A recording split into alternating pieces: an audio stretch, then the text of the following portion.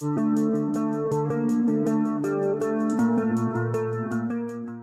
kepikiran soal limbah darah bekas pasien di rumah sakit? Apa yang terjadi dengan darah itu setelah darah itu keluar dari tubuh pasien? Apakah hanya dibuang begitu saja? Nah, di video kali ini saya akan membahas kemana sebenarnya limbah darah pasien rumah sakit itu dibuang, bagaimana pengelolaannya, dan apa dampaknya kalau tidak ditangani dengan baik. Jangan sampai dilewatkan ya, karena jawabannya akan membuat kita makin paham soal pentingnya pengelolaan limbah medis.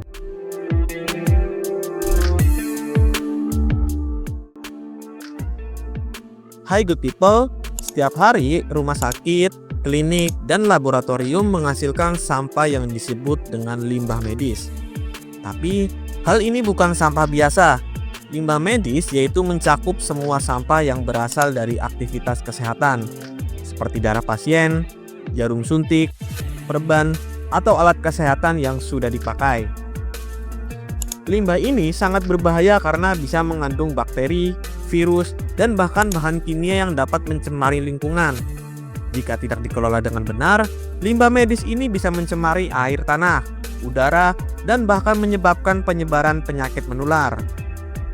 Ada banyak jenis limbah medis ya, salah satunya adalah limbah patologi, yang meliputi darah manusia, jaringan tubuh, atau cairan tubuh lainnya.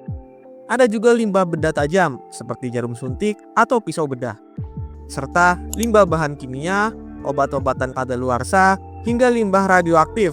Semua jenis ini membutuhkan perlakuan khusus agar aman bagi manusia dan lingkungan.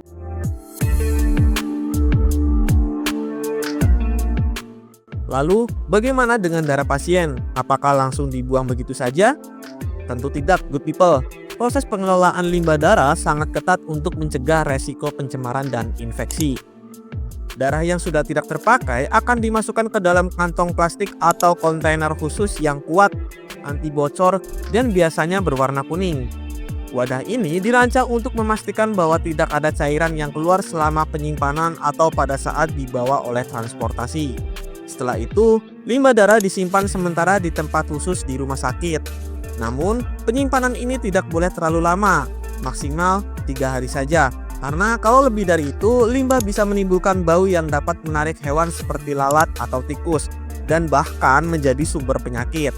Selanjutnya, limbah ini diangkut menggunakan kendaraan khusus menuju fasilitas pengelolaan limbah. Kendaraan ini juga dirancang khusus agar aman dan tidak menimbulkan resiko selama perjalanan.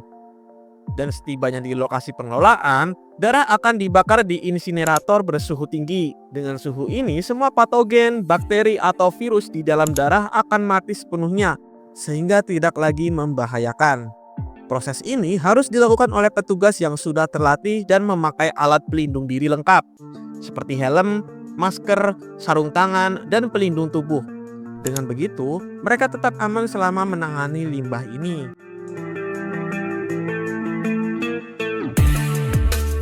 Tidak hanya darah ya good people, limbah benda tajam seperti jarum suntik juga harus ditangani dengan serius.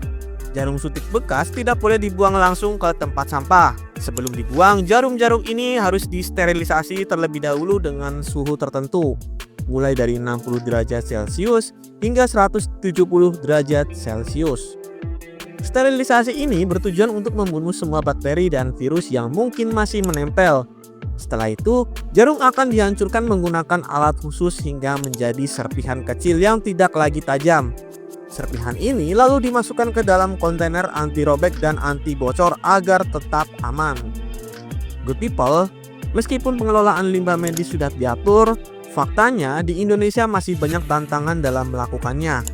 Data menunjukkan bahwa rumah sakit dan fasilitas kesehatan di Indonesia menghasilkan limbah medis sebanyak 296,86 ton per hari.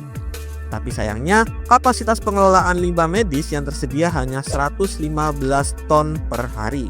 Ini artinya masih banyak limbah medis yang belum bisa dikelola dengan benar. Padahal, jika dibiarkan, limbah ini bisa mencemari lingkungan dan menimbulkan dampak serius bagi kesehatan masyarakat. Oleh karena itu, perlu ada upaya lebih dari pemerintah, rumah sakit, dan masyarakat untuk meningkatkan pengelolaan limbah medis agar lebih optimal. Jadi good people, sekarang kita tahu bahwa limbah darah pasien tidak dibuang sembarangan. Proses pengelolaannya sangat ketat mulai dari penyimpanan, pengangkutan, hingga pembakaran di insinerator. Namun pengelolaan limbah medis di Indonesia masih menghadapi banyak tantangan, terutama soal kapasitas pengelolaan yang terbatas. Semoga video ini bisa membuka wawasan kita semua tentang pentingnya pengelolaan limbah medis. Kalau ada yang mau Good People tambahkan atau tanyakan, jangan ragu untuk tulis di kolom komentar ya. Jangan lupa like dan subscribe supaya nggak ketinggalan video menarik lainnya. Sampai jumpa di next video berikutnya.